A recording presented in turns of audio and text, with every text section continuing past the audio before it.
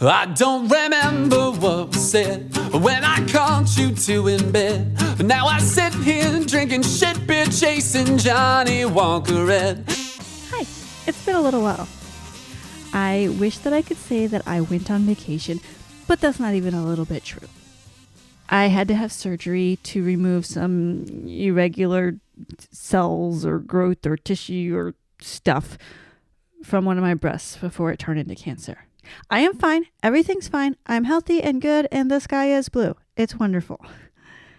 But the surgery and all of the uncertainty that came with it put me in a real bad place. I did not relapse, but for the first time in years, it was really, really hard.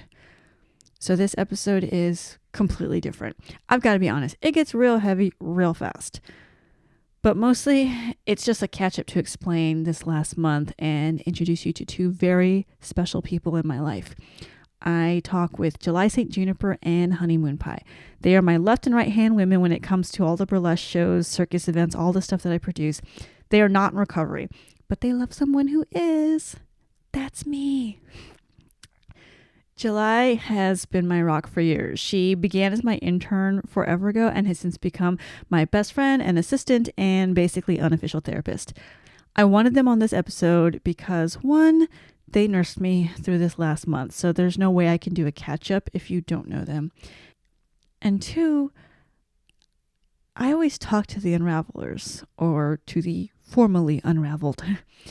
This time, I guess I wanted to ask someone, or to someone's, how do you deal with someone you love unraveling in front of you? They are amazing. I love them. I hope you love them too. Oh, and coincidentally, this month is Breast Cancer Awareness Month. So, hey, fill yourself up. It maybe might have saved my life. And so, I don't know, maybe it might do the same for you. So, just do it. Anyway, here's my talk with July and Honey. I hope you like it. And when tomorrow comes around, I may be 6 feet underground, but I'll still have one more for now. I missed it. I missed having because I knew that you'd said you'd had like 10 episodes ready to go, and the fact that they weren't coming out, I was sad. Oh, okay.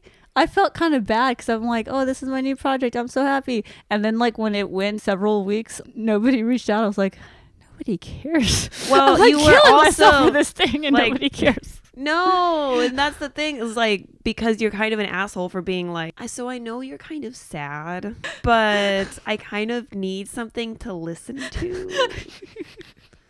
So if you could be bothered to just put that up, I would appreciate it. But y'all know what's going on in a way that other people don't. So, long story short, hey, let me introduce you. I am here with July St. Juniper. She is my assistant, and I always say unpaid therapist.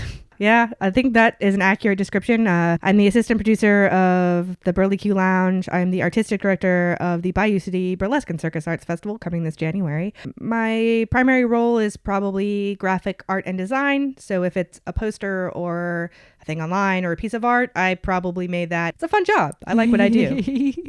And then we have Honey Moonpie. Hello. Honey Moonpie is the stage manager for the Burlesque Lounge, a burlesque performer, and unpaid therapist part 2. I'm there when July's asleep. Okay, so recap. Went in for a mammogram because I had a lump on my left boob. They said come back in 6 months to a year because for all we know that thing's been there forever and it's totally fine. So let's see if there's any growth, and probably everything's fine. I went back for my next one a year later, and that lump was totally fine, but a completely unrelated lump happened on the right out of nowhere, and they knew that that was a problem because it had so quickly grown. There was nothing there at the first one, and they said that needs to come out now. It was very weird timing, but that's really wonderful and lucky that worked out that way, since it was not at all related to the first thing at all. Supposedly, I don't know science. Then we made the appointment, and my doctors were not fantastic. That's putting it very kindly. Yes. And so we made the appointment, and then I never heard from them again.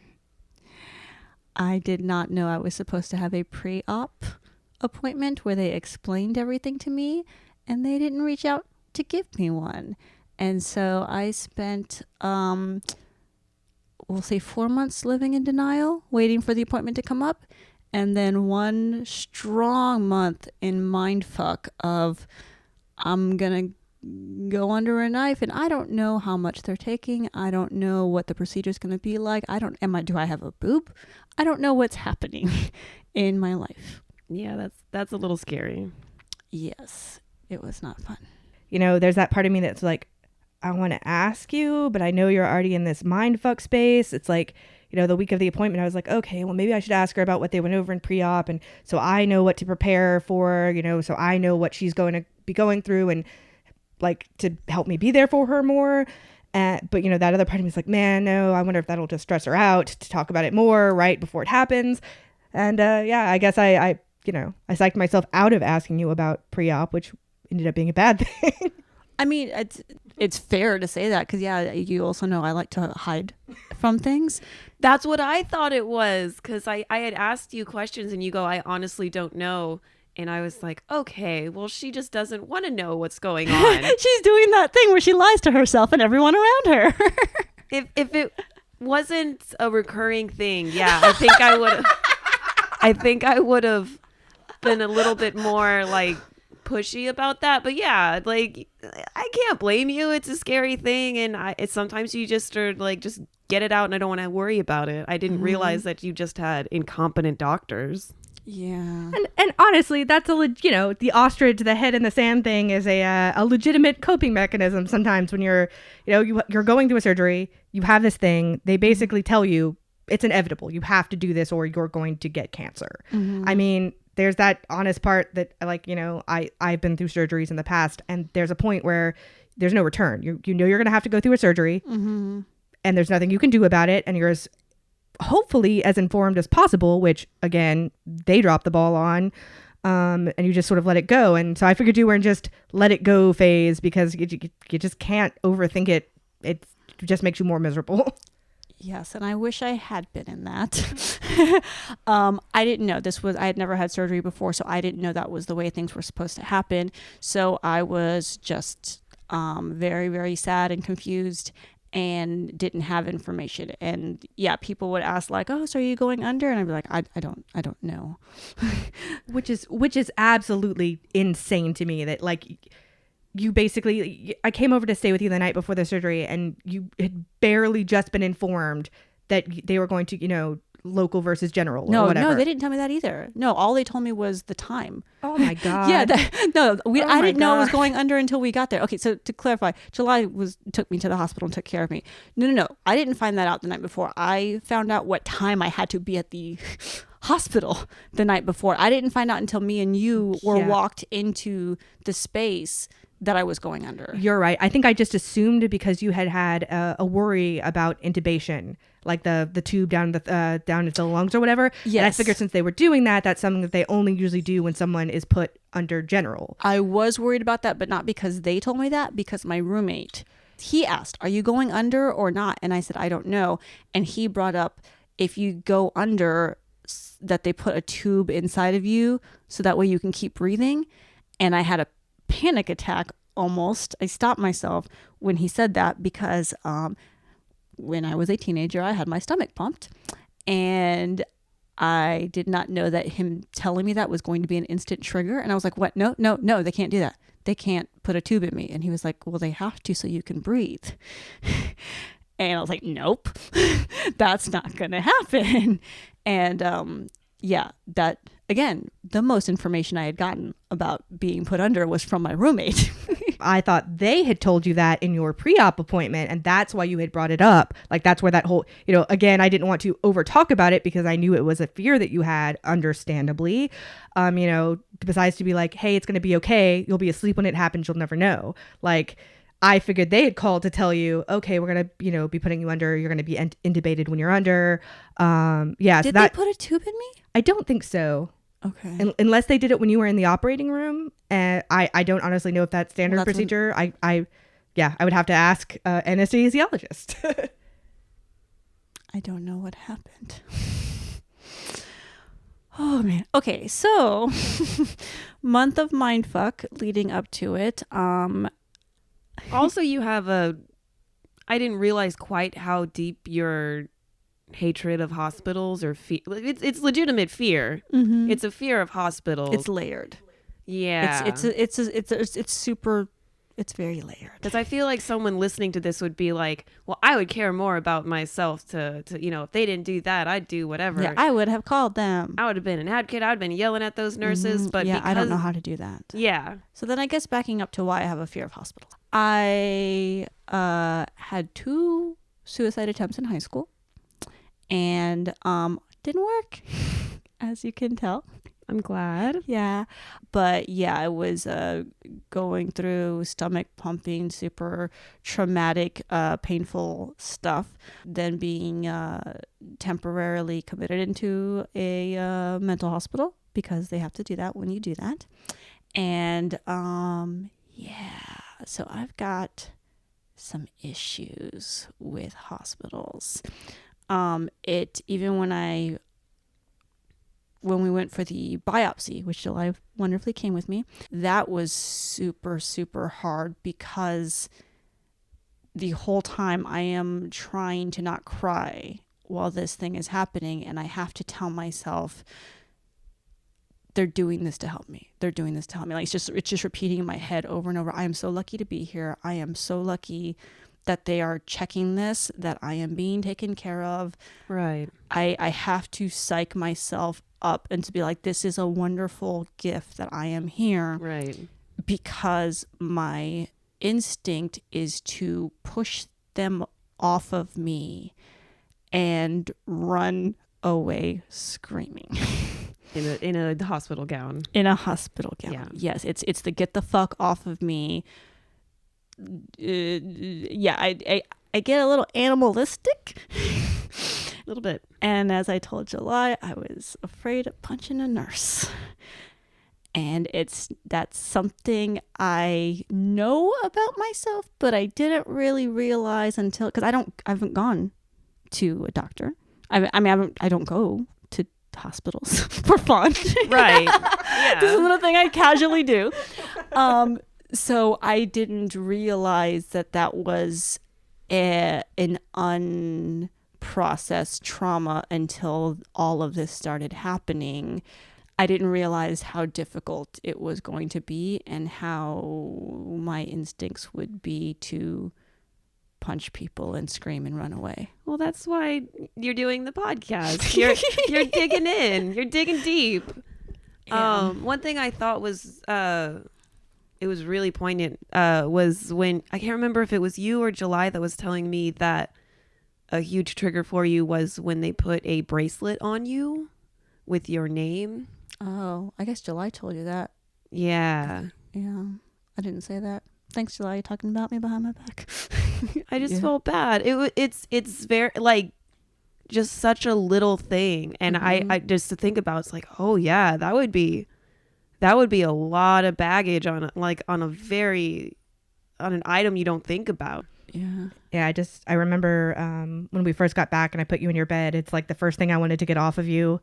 And I know like that's probably me projecting because I also don't like the little band thing. There's just something that's very hospital about that to me. Mm-hmm. And yeah, like to the point where I don't even like wearing like VIP armbands and stuff to places because it triggers that memory for me. Mm-hmm. So, you know, when we got home, I don't know if you remember or not because you were still under anesthesia, but I was like, do you want me to cut that off? And you were like, yes, please. You know, because I remember when they put it on you in the hospital, it was at the same time they were doing your IV, which I imagine, you know, then they're putting that bracelet on you at the same time on the same arm. And it's just, I know you were going through a lot of sensory stuff and God, you're a fucking trooper, dude, because yeah, this isn't a funny podcast. it's okay, we're working through it. I'm gonna edit it, it'll be hilarious. So yeah, that was a lot, and again, I'm super grateful, and the sum it up, everything's fine. Yes. Everything's good. They got everything out. All I have to do now is go in every 6 months just to get mammograms, just to make sure that there's no growth. But right now everything's fine, and there's no reason for me to believe it's not going to be fine. I am healing up, and things are looking up. But yeah, that was part of the mindfuck. Is I've built what I've built based on a burlesque career. My boobs are part of that. Right. I think breasts are a big thing for any woman. I think you can say, like, you can attach your career to it and livelihood and all that, but I feel there's dozens and dozens of books written about like the breasts and what it means, you know. So I think it's just this huge symbol. Small symbol for me. Small symbol. Small. I do remember the conversation is, guys, what's gonna happen if they get even smaller? What am I gonna do if they're uneven? Yeah. And I know you felt bad because like I'm alive, so I shouldn't care, but there was still that, like, there's guilt in caring about that. Yeah. I'm sure that's a common feeling, is like you don't want to feel guilty for caring about that because I'm alive and I should be happy. At the same time, it's your body, it's your experience, and that's still fucking scary. Yeah. I mean, I think it harkens back to the whole, point of the podcast in general, is that everyone that you're probably speaking to, you have your own struggle that you're going through, and every person has their individual struggle that they're going through, and everyone has their own individual way of healing. And actually, I think that's one of the interesting things about a project like this, is that you hear different people's methods of healing. And I think it's kind of interconnected in this way of you're talking about this other type of healing that you're doing in conjunction with your sobriety. And, I think that it goes back to the point of, it's okay to feel sorry for yourself sometimes, and it's okay to, not be okay, so that you can work through those things without falling apart. Speaking of falling apart, no, it should be actually more about being okay, not being okay. So the surgery was on Tuesday, and we had a show scheduled on Saturday. Because you like to do that to yourself a lot. This show was scheduled like a year ago. Our calendar dates are set. But you set your surgery date. I called and they gave me the available dates. I didn't choose. I wasn't like, Okay. yeah, do you have one next to my show? It wasn't I didn't think you chose it. Like, let's see. But I don't know. I just feel like that always happens to you. And it might just be because you're really freaking busy. Oh, okay. Okay. I have a lot of shows. Yeah. Okay. You I thought do. you were saying like I did that for fun. No, you do that. That just seems to happen to you all the time. But it's just because you're always doing things. I should have not done that. I should have had a fill-in host. I should have not been there. I knew it was going to be hard. I knew physically, okay, they're going to be doing a thing to me, but I just won't carry things. It's cool. But I didn't know the emotional toll it was going to take on me. Both the actual surgery and the processing of past trauma. I think I could tell myself, it's fine. It's a distraction. This is good for me to go do these things. I'm sorry. It's what you said. It's okay to not be okay. I don't know how to do that. I know. I'm just like, no. It's going to be fine. It's going to be fine. It's going to be fine. I'm just got to do this thing and it'll be okay. And it's impossible to tell you otherwise. To be fair, you might have known had they given you the pre-op consultation. Or actually legitimately scheduled your post-operation follow-up so that you knew what to expect, and that it would have been the week of your surgery, so you would have had a post-op after or before the show. Yeah, it's nothing. Or had happened. they given you your pain medication? Yeah, there's a lot of things that didn't happen. I'm not even getting into it on the podcast. There's a lot of post-surgery stuff that didn't work out. But yeah, just let's pretend all that stuff happened the way it was supposed to. Yeah, I didn't know. I didn't know that it was going to put me into that mental space. Once we were there and trying to organize everything and all that stuff, it was really hard. I did not want to be there. And that this is the first time in years that I spent all day and night trying not to drink. I have been good for so long where, you know, people say like, oh, is it hard? I'm always like, no, like I'm fine. I'm fine. Like, I don't want to drink anymore. I don't want to be hungover. I don't want to feel icky the next day. I don't crave that stuff. I'm cool. The entire day and then going into the actual, during the show and everything, all I kept thinking was, if I got fucked up right now, nobody here could judge me. Because y'all knew what was going on. The venue, like the bartenders, everybody knew because they're all wonderful. They're our family, you know? They knew what was going on. And so there was just like this, which doesn't make any sense because you guys were so supportive and wonderful. But there was this like anger of like, fucking try to judge me. If I drink right now, I fucking dare you. And so that's all that was spiraling around. And I did not, as you know. You didn't. You did not. I don't think you told us the day of that you were having those thoughts.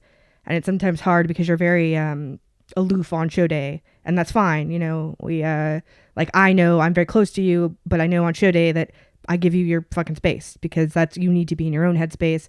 You know, I was like extra, I don't know, hovery and mother hen more than I usually would be on a show day. But, yeah, there's this like other part of me that's just like,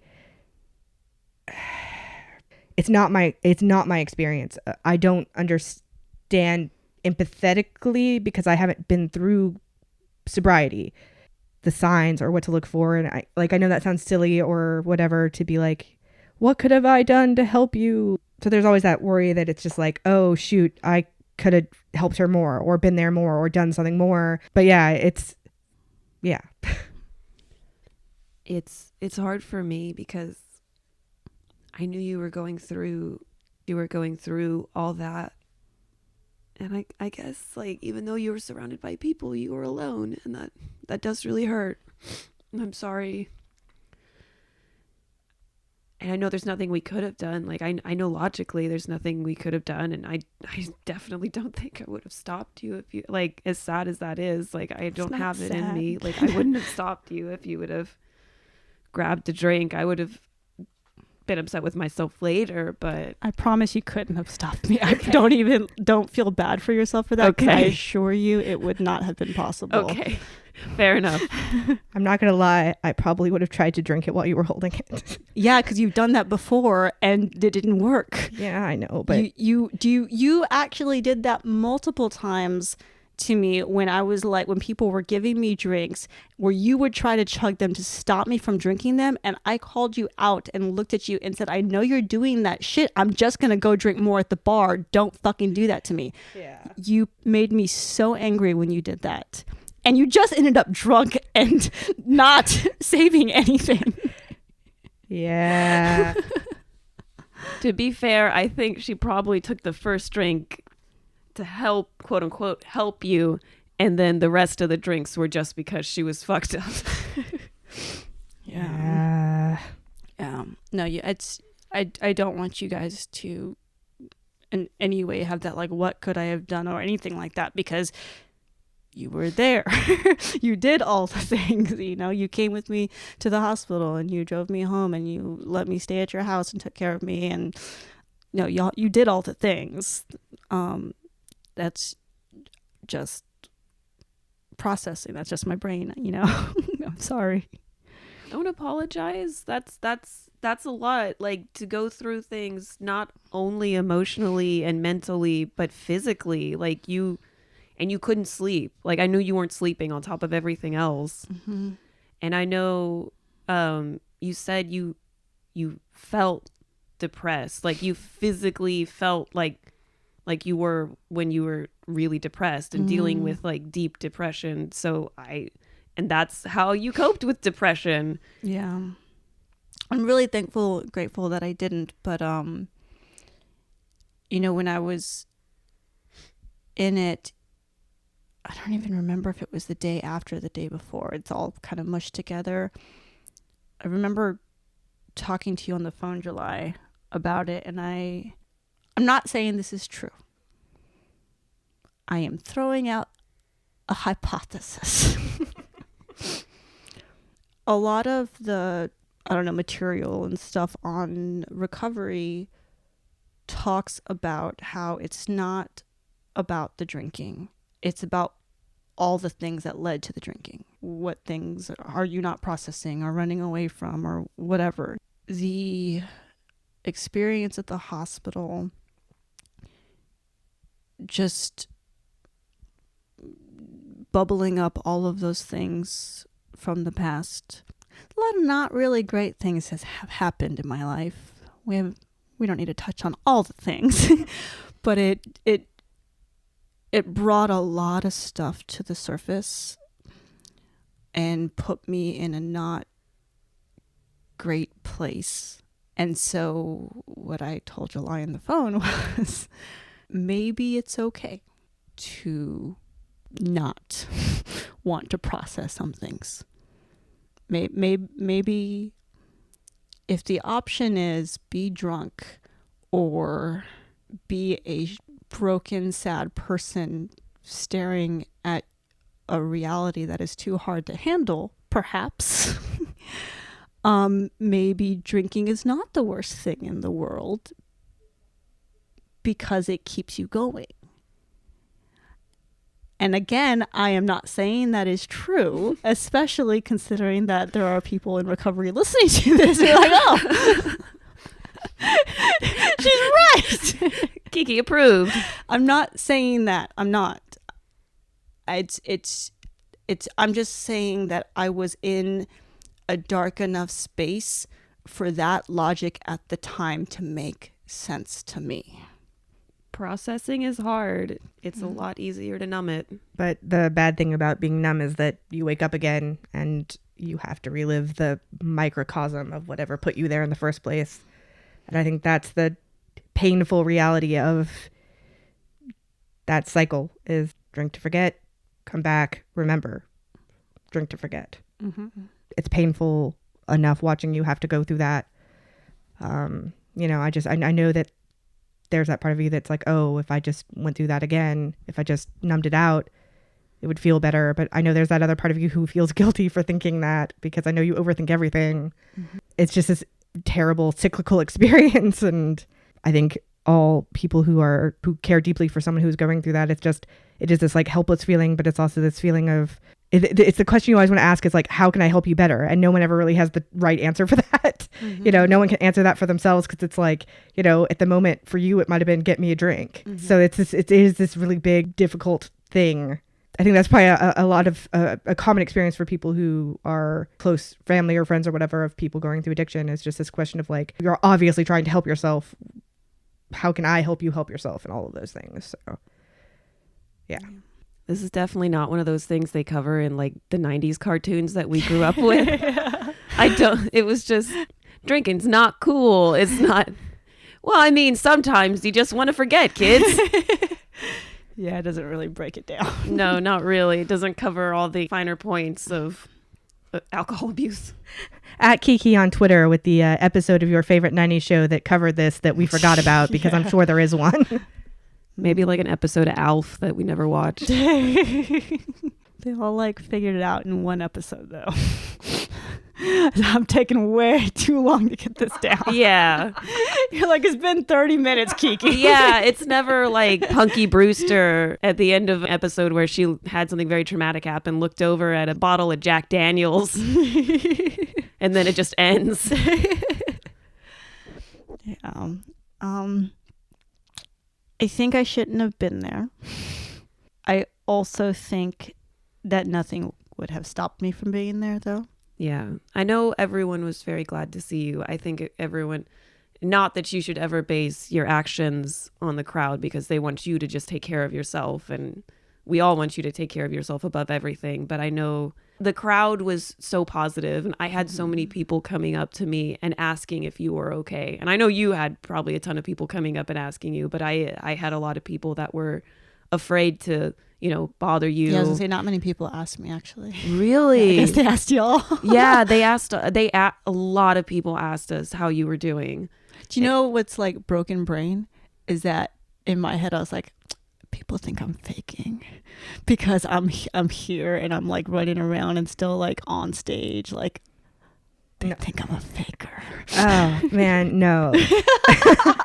No. So at the shows, I am up front at the merch booth greeting people as they come in. So I see all the regulars and everyone. And yeah, anyone who's been to our shows more than once was like, "How's KiKi doing? Is she okay?" It was very whispered like this, like, I don't want to upset her. I don't want her to think we're like, it was very like sweet, cute, and like lots of private messages about where to send you flowers and things like that. And yeah, no, trust me, people asked. Oh. Well, that makes me feel better. Y'all didn't tell me. This has been like a month.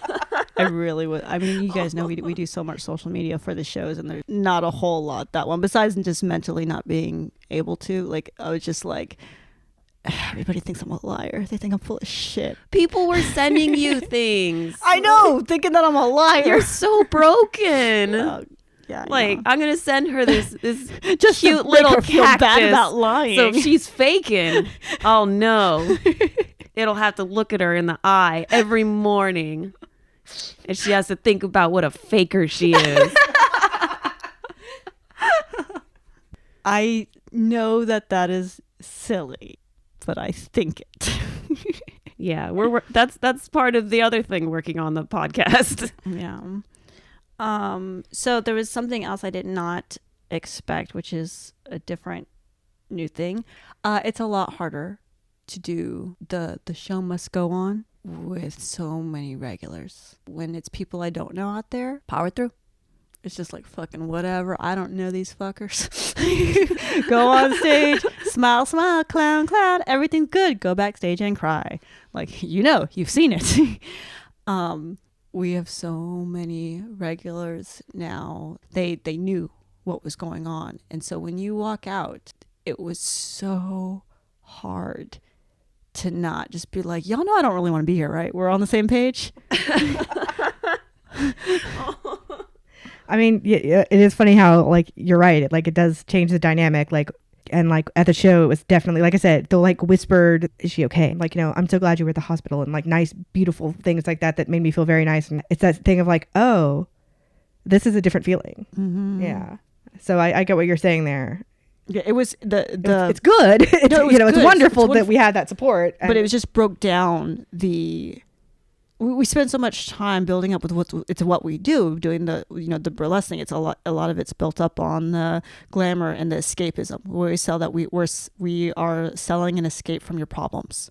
Yeah. We want people to come and have a great time and just forget the rest of the world and just be entertained for 2 hours. The veil of that was dropped, and it was a big like, hey everybody, I'm having a problem. I mean, again, because I'm in the audience, so from the audience perspective, and I know you, so I like can read your faces and your gestures a little bit more than like, probably the average person. But like, again, I think it was your fucking week of soldiering through because, you did what you always do. You have a stage energy that even at your quote unquote worst, you're still freaking amazing. And I think that, it was heartening for people to see you, even if it was difficult for you to do. You don't get to hide. And I'm sorry, but you were even having a crisis of letting people know, like letting people in like that. Like I remember you did a Facebook post that kind of laid out everything, just like, hey guys, update, I'm scared shitless right now. Yeah. And that's why you were worried about it, I'm guessing, is just because you knew you would be accountable to people when you went and did the show. Mm-hmm. And also you were worried about it making you look like you were just trying to get sympathy Yeah, it's because you're broken. yeah. So because I didn't tell you this, and I'm sorry about that, one of our regulars came up and was talking about how she was so worried about you, and she was very glad to see that you're doing okay, and asked first if you were doing okay, but she was glad to see you there. And she was like, after she posted that, I was just so worried. And I was like, yeah, she's actually worried that people were going to think that she was just being dramatic. And she was like, no, she never posts anything like that. She never lets people in, which is funny to me because I feel like you're so honest on stage that people think that you're That full shit. Yeah. You lay out everything on stage. It's like, surely she's making all of this up. and you're not. You guys, she's not. As I'm sitting like mouth agape backstage where I'm like, well, I guess everyone knows about that now. Yeah. It's a good mechanism, like defense mechanism of like, if you tell them all the things, they think they know nothing. I guess that everyone knows about Short Arm Guy now. Did I tell you Poor I found old out short his arms. arms weren't short? Yes, you did tell me that his arms were not short. He just was in fact a tall He was man. taller. So it made it appear.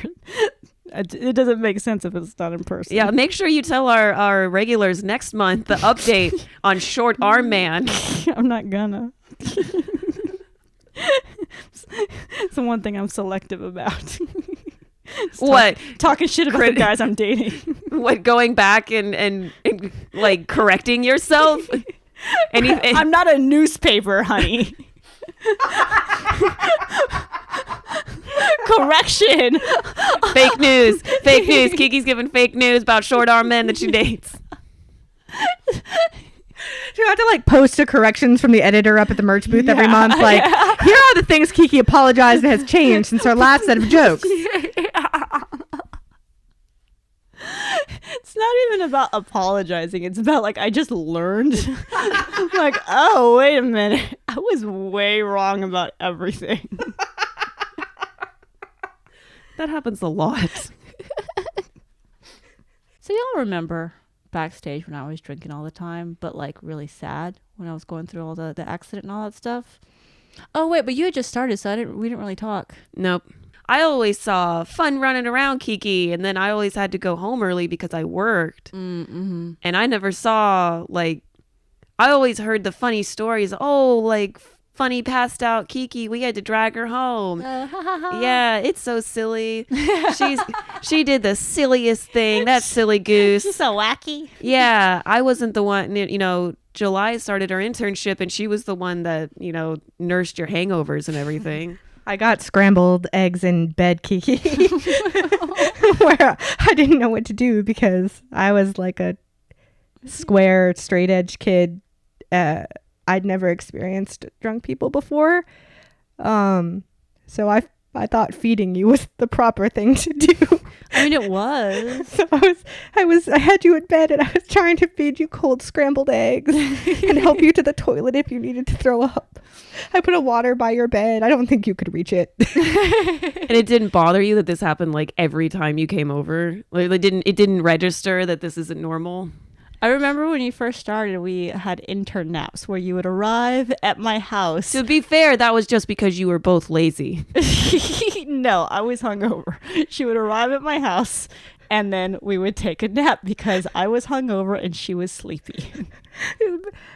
You know, I have like a sleep disorder and I just thought, oh, maybe I'm not so like weird after all. Maybe everyone just takes like random day naps. We're not enablers. We're just fucking stupid. We joke about intern naps now, but like, oh, that's why they stopped. I started waking up in the morning. I do things now, July. And now I groggily go through my day without my intern nap. So you don't have to bring back the alcohol. But if we have to get rid of these harsh working conditions, Kiki. naps are we unionize.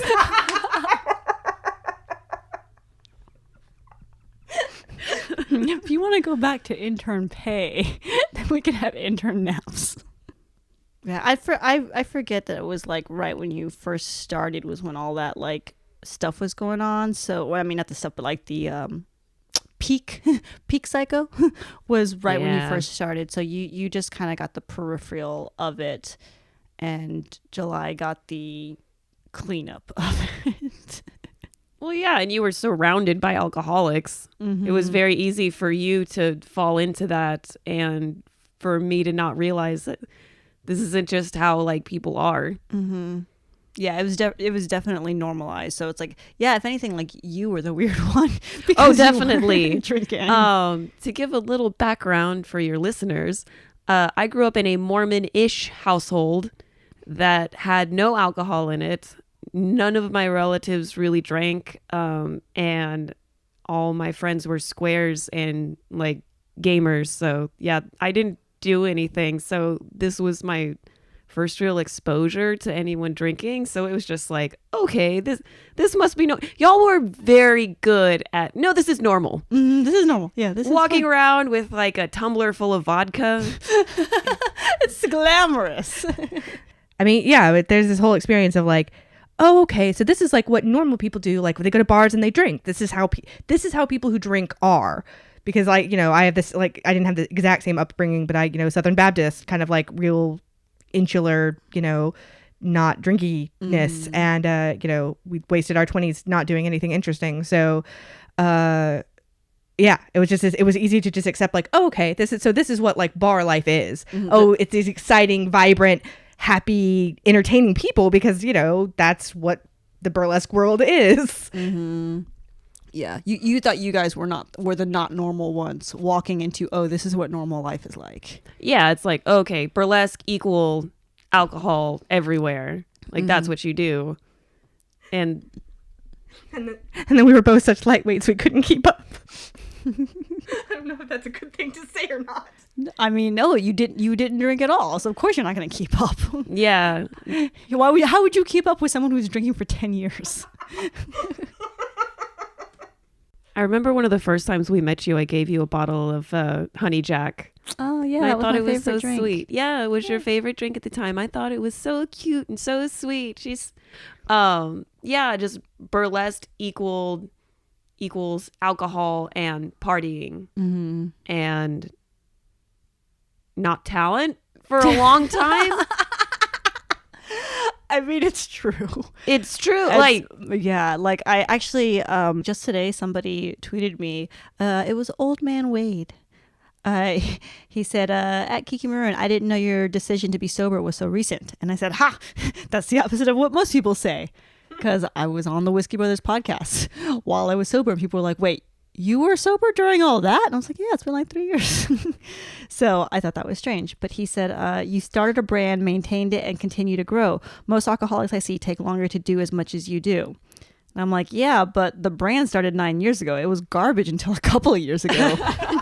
I mean, it's true. I mean, it was. And it's like, and I said, the timelines are not a coincidence. I mean, I remember when you were just starting to get sober or you were just starting to make that decision, because I think you've mentioned in a previous podcast that we were driving to Vegas together, and it's like that whole like driving through the desert at night kind of thing of having existential conversations under the stars. Yeah. It's just like that solidarity of like, oh, I don't want to just party and have fun. I want to be a business and do this legitimately and foster my own talent and the talents of others through trying to legitimize this as a business versus a party model. Mm-hmm. When you switch over to decide I want to be more professional about this or whatever, the polish shows through in the timeline of, oh, guess what? I'm now going to focus the energy I spent drinking on running a business and creating an empire. And it feels like 5 years later, but I know it's only been 3 or whatever, but Yeah, it's... See, y'all didn't drink, so time goes by so slow. Like, days are so long if you don't drink. They're like forever. Yeah, I feel that on a spiritual level. I don't know if you have to have comparison for that. No, you do. You do. Okay. Because when you drink, you time travel. It's totally fucking different. And so when you just suddenly stop and you realize how fucking long days are, it is really jarring. I'm not See, joking. that sounds insane to me, but I heard you on a podcast talk about this because I listen to your podcast. But yeah, and I forget who I was talking to. They were agreeing, I'm sure. They were just, it was that like, yes, like that deep like agreement. Guttural, yes. Yeah. And I'm just like, I have no idea what that's like. It seems like time goes by so quickly. If you start drinking, we'll just be polite and say it's 7 p.m. We'll be real conservative and say 7 p.m. Let's say I woke up at 12. 13, 14, 15, 16. Fucking math. It's 17 hours. Of drinking? Well, I'm just saying, if I start drinking at 7 p.m. and I wake up at noon the next day, I have either been numb, blacked out, or asleep for 17 of 24 hours. So 7 of the 24 hours you were sober. Waking time. That's so a lot the of point, time. yeah. This is terrible math. None of this was correct. No. But like a quarter of the day, I lived. That's not good. Yeah, and that was normal. That was life for a long time. So when you suddenly have all of your day, you're like, what the motherfuck is going on? I remember when it first started, just like how you looked. I would come over in the morning and you would be like, I am so productive. Like, I feel like I heard the word productive 10 million times. And I'm not upset about that. Yeah, you're but right. like, yeah, It blew that was my your mind. favorite word It for blew like my a mind. year. Because I was like, we are doing things. And we did. We were, it's funny because like, I think the first year of your sobriety sort of like lines up within the first year of starting the Bayou City Burlesque and Circus Arts Festival, but BCBC, so it's this, that was hard work. I mean, that was. Well, that's why it happened. Like it would not have happened. Yeah. If I was in the same mind space. And if I was drinking, it wouldn't have happened. We couldn't have intern napped our way through that. No, ma'am. No. See, I thought I wasn't progressing in burlesque because I wasn't blacking out enough. I remembered too much. It wasn't a matter of practice. Just imagine you going home, like lining up shots, like, gotta rehearse. Gotta get ready. Gotta rehearse. These girls are making me look so bad. Start your montage. On like a weird sort of level though, I think after we started doing that kind of stuff in burlesque, I think that's the first time we ever had a bottle of alcohol in our house. I think it's just for me the perspective of having never been in or around a performing life, suddenly being cast into a performing life, how quickly our baseline changed. Not to go too into it, but I kind of had like a thing. I was out with burlesque people and they were drinking and we were all drinking. It was fine. And we were out of town and in this rental van. And then it was time to go meet up with these other performers. It was like some festival or something. And it was like, okay, who's sober enough to drive? And the drunkest person picks up the keys. Oh my God. And their name isn't on, like, they're not the one who rented it and is going so fast that I was in the passenger seat as they're driving. And I was so sure that we were going to crash this rental van into a parked car. And this idiot that I had gotten in the car with was going to possibly, I don't think either of us would have died, but I could have been hurt severely. And we could have had this like giant bill to deal with. Oh my God. And that I've never had that like sobering. Yeah, click that's the of, scene, like, the cops in the mirror. Yeah, moment. That moment. And that was like, I don't want to be here anymore. On so many levels, I don't want to be here. I don't want to be this. I don't want this anymore. And that was when I realized that there's not a correlation to drinking and level of performance. You had no part in that story. Yeah, I was like, I've never even heard that story. Yeah. It took a while before she told me. It was really hard to hear because there was a time when like she would like drink a whole tumbler of whiskey every time she performed.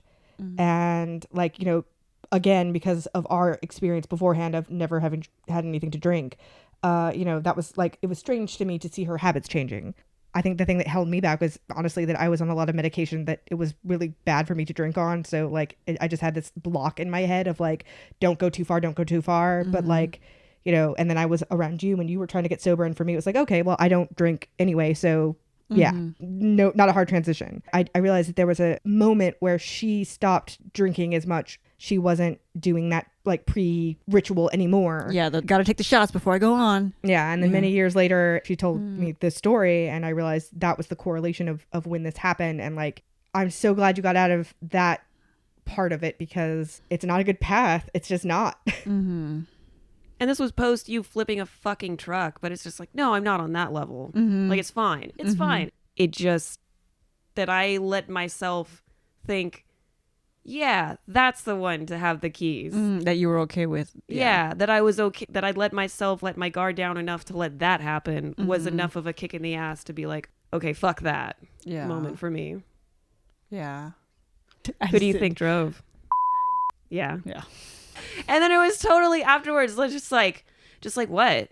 And it's just like, bitch, you nearly slammed into that car. And it was just nothing. And then it just kept partying. And I don't know if it was just like being in the passenger seat that I was lack just of control. Right there. She could have a false sense of control of the situation. Lack of control. Absolute lack of control. I didn't like it. I didn't like it at all. I realized like I would take that shot to get, it's like, no. That just gets the wiggles out. That just gets the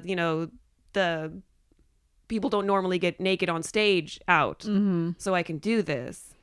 And then I realized it's just like, no, this, you just, it's better just to get over it on your own. Yeah. Well, I mean, if you have to drink to do it, no, you shouldn't be doing it, no matter what the thing is. Exactly. Going on stage or having sex with terrible people. I mean, and honestly, like another reason I didn't tell people, because I just felt like it kind of made me a pussy. Just like, oh, you just can't take someone drunk driving crazy. And I don't know, like it still might be. Someone might listen to this and just be like, that's not a big deal. But I just feel bad because we're just squares. We don't have cool like stories. I didn't want y'all on here to tell cool stories. I wanted y'all on here because you were around for what was going on with the surgery and all that stuff. And it's just like was a lot. Yeah. Yeah, and it was a lot more than I knew you were going through. I feel bad sometimes because I don't have that past experience and I don't know the right things to say sometimes as a friend to someone who has gone through all that and slayed a lot of demons. And it's extra weird because I look up to you still in so many ways, and I see you as this strong, amazing person. I don't know. It's hard to see you vulnerable and also think of you as such a badass. You're like a strange human dichotomy of like the most badass bitch on the block who will cut anybody and do anything, and a kind of bravery that I'm only just now trying to learn. And it's funny, again, like we said earlier, but you can be on stage and basically talk about your life in an extremely frank way, and you make it funny so people are laughing, but there's also that undercurrent of, oh, no, you guys don't know, like, this is her legitimately talking about her life and her struggles. And that's part of what makes her vulnerable while also being a badass. And I think I've sort of had to, I think knowing you so long and on such a, intimate level of working together so often, that I've been able to easily marry these two creatures of like, your vulnerability is part of your core strength. The fact that you're able to be honest and open and talk about your struggles completely earnestly and sometimes painfully, it makes you strong. And you can tell me like the saddest or worst thing that you're going through, and it doesn't change how I view you as a person or a leader, because you're both of those things at once. Thank you for telling me that, because that is my constant fear, that I should not be telling you these things, because it's making me like a bad leader for the productions and everything. And it's like, well, if she's falling apart, why are we here? It's interesting because you have all these opportunities, and you have so many projects that you're working on, and I know you're going to do. So it's like 1 week it's big show with 2,000 people, and the next week I'm like, oh, she's probably crying in the shower right now. And it has nothing to do with alcohol. Got a lot of processing going on. But again, it's the same thing. You it's make like me sound so sad. Yeah, edit that out. no, but who doesn't have those moments? Like liars. Yeah, Because, yeah, I think the fact that you can say, yeah, I cry in the shower sometimes, or I have a bad day, and I, fucking call you on the phone and like tell you how horribly wrong this one thing has gone, and then like minutes later, I know that you're online posting about the show, or you're, booking something, or you're, doing some other like task that's part of your daily existence. You have these bad things, but you have to live. It is, but I live. Yeah. I just realized just how weird it is. Not to say that any of your posts are fake, but there is like, we got a show coming up and different things like that people feel weird about posting because it's like, oh, like I'm like self-promotion. I'm self-promoting. And the post in the last month that you felt weirdest about was the one where you dug deep within yourself to kind of just like, hello friends, let me lay this out here for you. That was the one that you were like, they're gonna think I'm a phony. Not the one where I'm photoshopped with a weave in my hair. People don't usually post Photoshop pictures of themselves on Facebook. Like the majority of Facebook users. Let's just be clear. What were we talking about? Baseline. It's not my baseline. Right. No, I understand, but it's still funny. I understand. Yeah. But I mean, in a funny sort of way, like a lot of times people would look at advertising or whatever as pandering or fake or whatever. But like, I think we've had many conversations where we've talked about, like, I think we all honestly love what we do so much. It doesn't feel fake when you care about what you do. Yeah. Yeah. I do care about what I do. I don't know why.